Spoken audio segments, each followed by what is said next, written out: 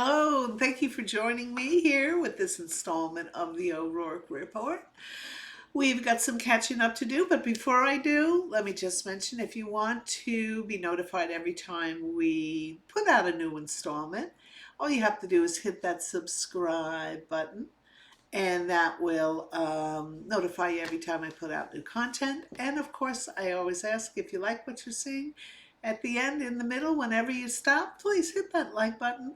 Beep, that like button, and that'll help me out tremendously. Okay, thank you so much. Let's go on to, I think we're going to Charleston, are we not? Are we not? Yes, we are. And we're going to Southern Charm.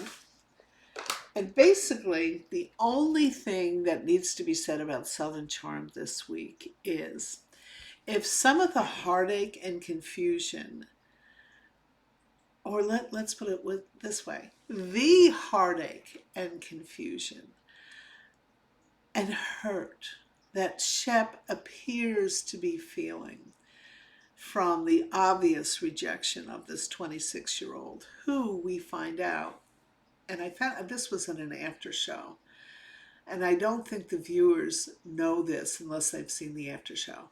Shep has only seen this girl 6 times. 6 times. And how many times have we heard him praising that she's the one, she could be the one. He could see himself marrying her and going out to live in the Bahamas. 6 times. So that tells you, to Shep Rose, a wife is an object. She's not a real person. Now, this object that he is so enamored with is an adorable, beautiful 26-year-old who really is kind of not into this old man. He hasn't caught on to that yet because she's being nice and polite, but this episode he starts to catch on a little bit, I would hope. And let me just say, the heartbreak and confusion that he's experiencing right now is nothing compared to the heartache, confusion that he put Taylor through for 3 or 4 years. So Shep, the little bit of tiny little taste you're getting right now, times that by 3 or 4 years. That's what you put Taylor through. Oof. Me, I'm a soapbox, man. He's pretty much a sad sack. At one point during this episode, he is shopping with Molly, who is the tuba player. He's looking for some outfits to wear to the Bahamas, and Molly and he asks Molly if he's douchey. Yes, the answer to that is yes. You are douchey. But Molly, sweet tuba playing Molly, has a crush on Shep. Unless Shep has a real learned something from this ridiculous chasing after this 26-year-old, Molly, please run very far away and very quickly. So that's really, oh, well, yeah, well, if you, what you want to see is the denouement of Shep is they arrive at the hotel. She wasn't there to meet them at the airport. She very nonchalantly is not picking up the phone. She finally picks up the phone. She's like, oh, I'll meet you over at the hotel. Clink. She finally shows up at the hotel. The guys, Austin and Craig, are in the room with Shep when she arrives. It's very awkward. Very awkward. You can tell that she doesn't really want to be there. She's not really that happy to see Shep. And the guys, as Craig says, he cuts to a confessional and he goes, God, that was the strongest aura I've ever seen on anybody. And the aura was negative. It was a bad aura. He could see right away that this girl was not into Shep. So he and Austin leave. Shep goes, oh, I need someone to help me change into a new outfit. Why don't you come upstairs with me?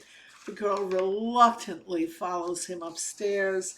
He begins to undress and she goes, I'll let you go. Boom. And she leaves and he goes, aren't you staying? Well, no, Shep. The answer to that is no, she's not staying. Just watch the episode for that scene alone and look at the look of hurt and confusion on his face. And like I said, times that by 3 or 4 years, and you've got what you put Taylor through. Bam! Southern hospitality. Nothing much happened there. What do I do? I look very pale. Hold on one second. Am I able to change any of these? Any of these? Do do do do do. Okay, maybe a little bit. All right, let's go back to business. Sorry about that. Southern hospitality. Apparently, according to the manager of the resort where she was doing poolside DJing, was thrilled with the job she did, and I guess the factor they used for that is how much drinking went on, because that's where these places make their money, and that DJ needs to get him whipped up and dancing up and whoop whoop wooing, and then of course calling the waitress over for bottle service. So Maddie's gig was very good. Grace Lilly finally showed up at the very end to lip sync her song that Maddie has graciously included in her set. And you remember she was supposed to be there for the sound check. She never showed up. She was supposed to be there prior to Maddie starting. She didn't show up. She doesn't show up until they're queuing up her music for her lip sync. Boy, that's a friend, huh? And of course, this is how she lip syncs. This is the microphone in her hand. She's wow, wow, wow. She's doing something except putting the microphone in front of her face. So anyway, and so they all go out to dinner later, and the cast call her on this behavior, call her on her privileged behavior, and how she really screwed over a friend, and she's not buying it. Grace Lilly will not take an ounce of responsibility for anything. So that's who this one is. We go to Potomac. Let us go to Potomac. The women all arrive in New York for the first episode of the reunion. They're all asking where Karen is. They discover as they sit down. Meanwhile, let me comment on the outfits. They were horrible. They were horrible, and each one of them had these tight, the boobs were squished in and squished up. Squished in, and it absolutely looked, it had to have been painful. Had to have been painful. That was not even, it was terrible. And so anyway, the women all arrive. They all say they're in their crystal encrusted gowns that don't really move very well. Who was it? It was Ashley walking out. She hadn't even been on her feet more than a minute. She's walking out to the set and she's complaining about her feet aching. Then why are you wearing those shoes? I don't get it. Do not get it. So anyway, they're all asking where Karen is. Well, we find out, and he announces that Karen is not attending the reunion, which is, this is all news to all of them. So this is fresh news, because she has entered rehab. So the appropriate murmurs of, oh, well, thank God for that. Well, Karen's idea of rehab and everyone else is completely different, because we then cut, Andy introduced, oh, Andy says she has left a video message for all of you. We cut right to the video message. Now, the only one who's well dressed is Karen. The Grande Dame is dressed perfectly. She's not dressed for a reunion, but she's dressed in the perfect rehab clothes, I guess. And she announces to everybody, thank you so much for your support as I attempt to navigate what I need to do to balance my medications and alcohol. So in other words, she's not in rehab at all.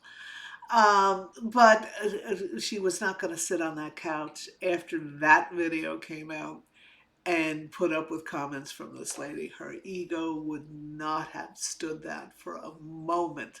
So we have this whole, rehab facade. What are you doing there, little baby sweets?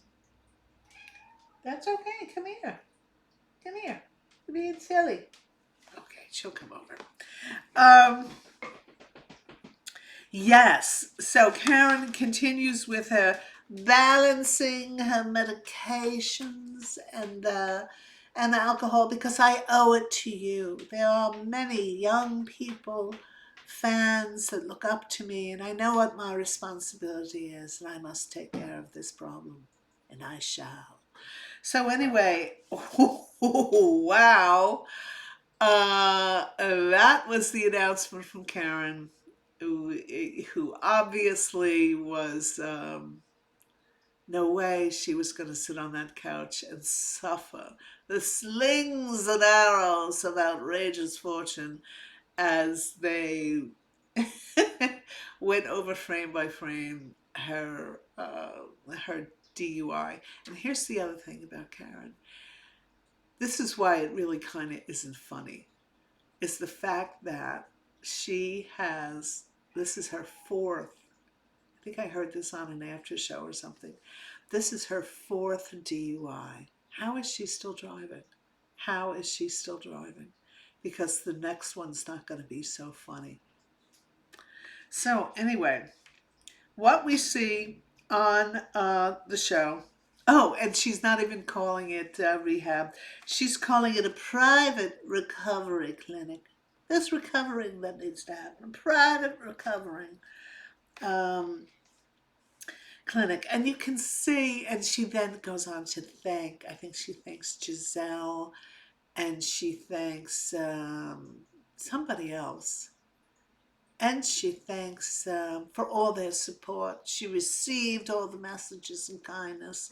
This is after her conviction on 7 of 8 counts. And she ends with a very, very, very special thank you to Andy Cohen for all his words of support and blah. And Andy's shocked. Where's the support? What did I say to her? Apparently, Karen is, this thing still in my hair. Karen is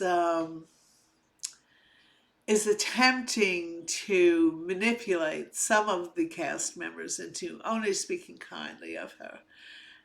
Because why wouldn't they? Didn't she just heap praise onto them? Then they shall heap praise onto me. So anyway, yeah, boom, she's gone. Andy goes, gee, I think I did one thing, but thank you, Karen. And so let's look at the couch placement because couch placement is very important. So to the right of Andy, we have Mia, Wendy, Stacy, and toward the end of the episode, the new girl Jazzy, who's the one who goes out with the football player who's still with his baby mamas, I believe. Yes. And so that's Mia, Wendy. I'm sure Wendy's nose must have been. Well, no. Mia deserved that first seat. Mia, Wendy, Stacy, Jazzy. On the left couch, we have Giselle, Ashley, and the new girl, Kay, which is the one that has the skincare business, who's trying to navigate working and cohabitating with her fiance. So, and the couches are very much broken into enemy camps. So I thought the very, very interesting confrontation because you don't flummox Giselle very often. And Giselle does not get flummoxed very often. As Wendy and Mia were questioning Giselle and Ashley on exactly how their business is going and didn't they have a charity gala and where did that money go? I mean, this is supposed to be a clothing business. When is we go to your website and all we see is pictures of you two? When is clothing actually going to be produced? And God, Giselle, it says something, fumbles and says something. Well, we're not really in a position right now to be putting out clothing. Well, didn't you start a clothing line? Didn't you actually have a charity ball for the clothing line or something? I don't know who the charity was for. It was something to do with the passing of Giselle's father.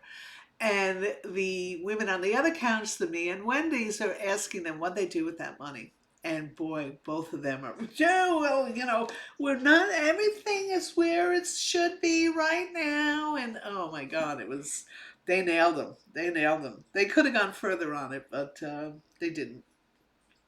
And the rest of the show was the women kind of piling on Mia with a lot of the fibbing that she's been doing about her husband, who she claims to be divorcing, her boyfriend, the DNA test for her child.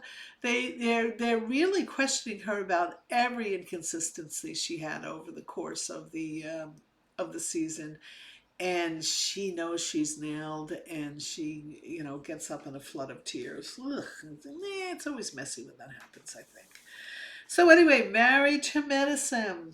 All I'm going to say about Married to Medicine is this used to be a show, and I want it to get back to being a show about a bunch of doctors, whether they be male or female, and their spouses, and the real things that they confront in Atlanta, and growing their businesses and their practices, and all that stuff. We've got some street elements in there now that are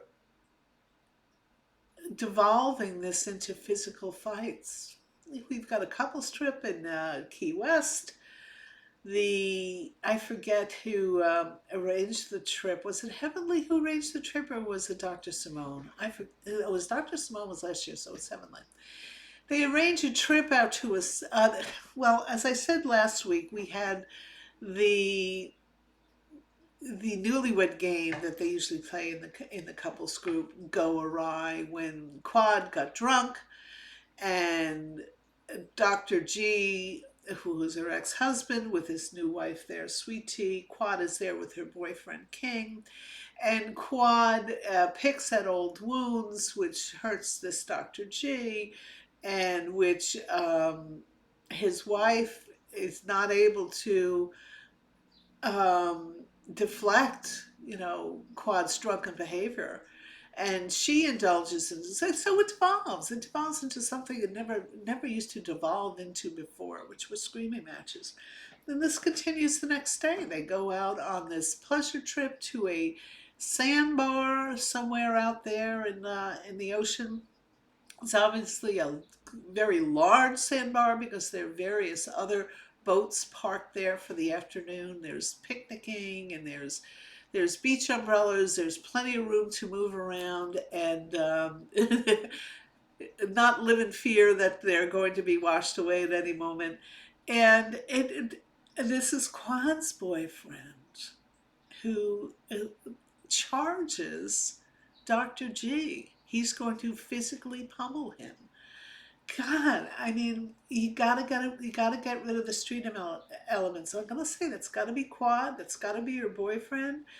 And Sweet Tea will have a chance if she's surrounded by um, anybody but Heavenly. God, Heaven. Oh, ooh, speaking of Heavenly, I'm sure I'll be reading stuff about this after Married to Medicine. On Watch What Happens Live is Contessa, who, if you remember when they went to that dude ranch, thought that she had a right to charge Heavenly. I mean, Heavenly's mouth is the worst mouth on the face of the earth. We all know that. Put a couple of drops of alcohol in Heavenly, and she's even worse. But if she's the only one doing it, then you can control it. When you have somebody else who then indulges in that same behavior because they believe they have a right to do it because Heavenly started the issue, that means they have a right to act stupid as well. Contessa charged Heavenly at this thing, and knocked Dr. Jackie over. I mean, it was terrible. You can handle Heavenly when she's the only one that's like that. Put a couple more like Heavenly in there, and it's a mess. And that's what's going on now. You've got Heavenly, you've got Contessa, you've got Quad, who's a bad drunk. Her boyfriend's a little street. It's certainly, guy didn't go to an HBC. He didn't go to Howard. He didn't get his medical degree. He's very successful, not taking anything wrong with that. But he indulges in behavior that we just never used to see on this show. And now we're seeing it.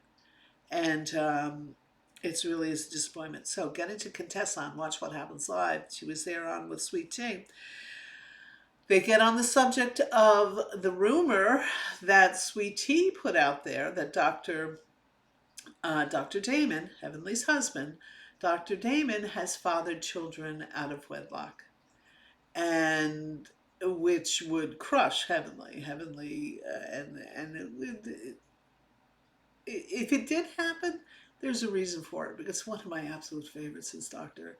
Damon. Boy, he's even-handed. He's just everything you can look up to. So anyway, on Watch What Happens Live, Contessa actually says that it's well known in the medical community in Atlanta that that rumor is true. Oh my God.